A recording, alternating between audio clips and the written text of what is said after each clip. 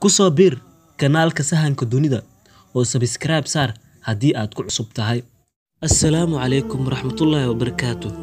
Steve Jobs waa ganacsade Mareykan ah, sidoo kale maamulo barnaamijyada kombiyuutarada.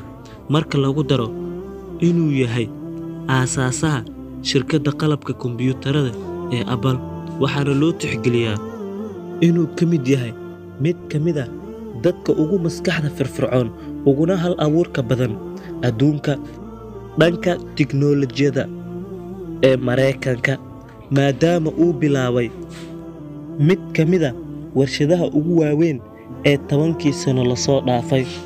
Wuxuuna dhashay 1955, wuxuuna ka qayb galay Steve College, wuxuuna bartay cilmiga fiisigiska, suugaanta iyo gabayada.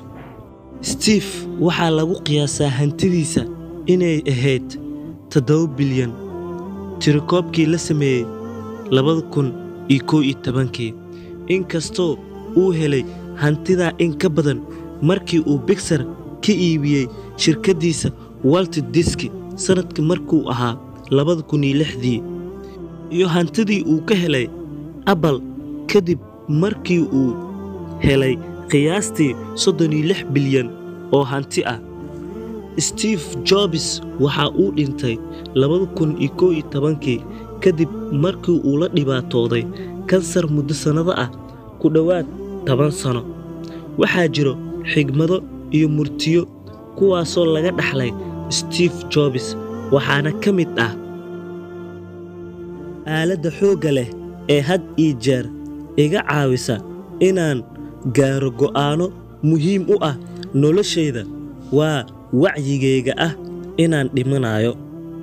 Waxaan aad u jeclahay in uu qofku isku dari karo nashqad weyn iyo karti fudud si uu u soo saaro wax aan qarash badan ka gelin.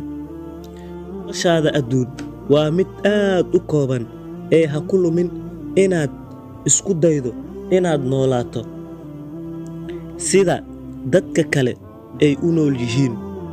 U bilow wax yar, si weynse u fikir, hana ka walwalin waxyaabaha badan, isla markaa ka bilow waxyaabaha fudud marka hore, kadibna u gudub kuwa adag.